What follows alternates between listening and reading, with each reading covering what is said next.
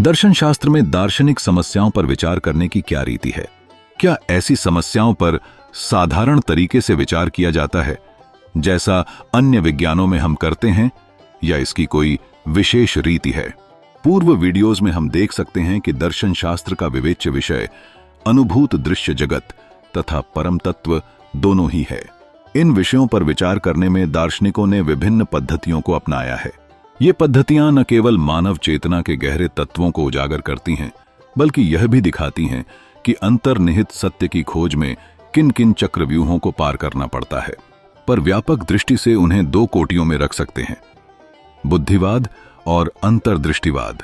इनमें से एक के अनुसार जिस प्रकार मनुष्य अपनी बुद्धि द्वारा किन्हीं सांसारिक समस्याओं पर विचार करता है, उसी प्रकार दार्शनिक विषयों पर भी अपनी बुद्धि ही द्वारा विचार किया जाता है।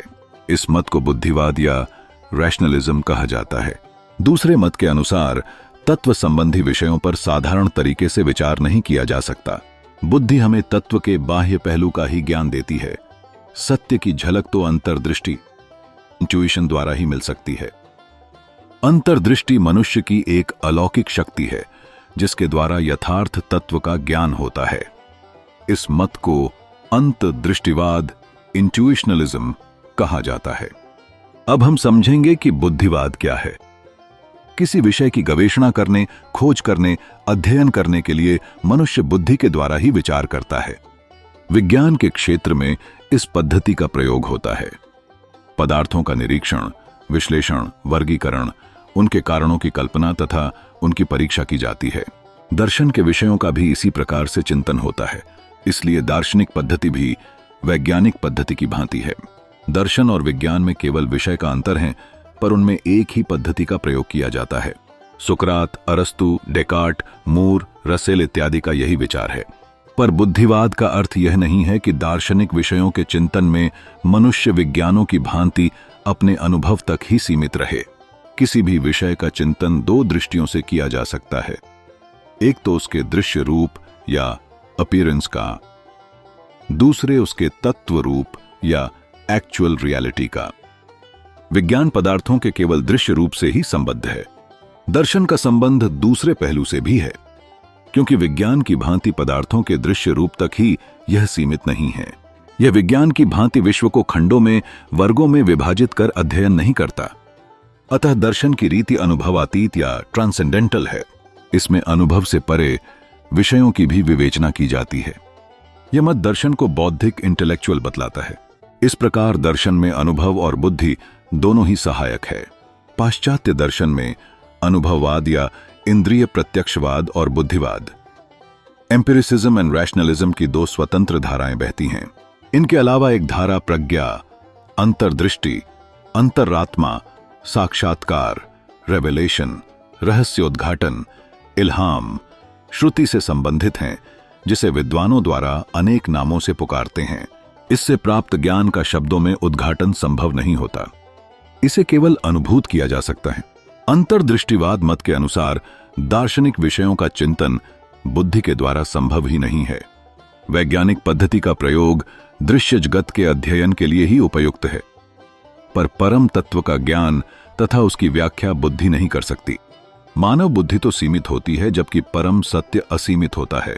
इसलिए परम सत्य बुद्धि की पकड़ में नहीं आ सकता। बुद्धि परम तत्व का बाह्य रूप, आभासी रूप ही देख पाती है, उसके अंदर प्रविष्ट नहीं हो सकती। मनुष्य की अंतर्दृष्टि ही उसे परम सत्य का परिचय दे सकती है। इसलिए यह मत बुद्धिवाद का विरोध करता है। प्राचीन काल के प्लॉटिनस, सेंट टेरेसा, सेंट जीन आदि दार्शनिकों का यही मत है। वर्तमान काल में बर्गसाम ने इस मत का प्रचार किया है।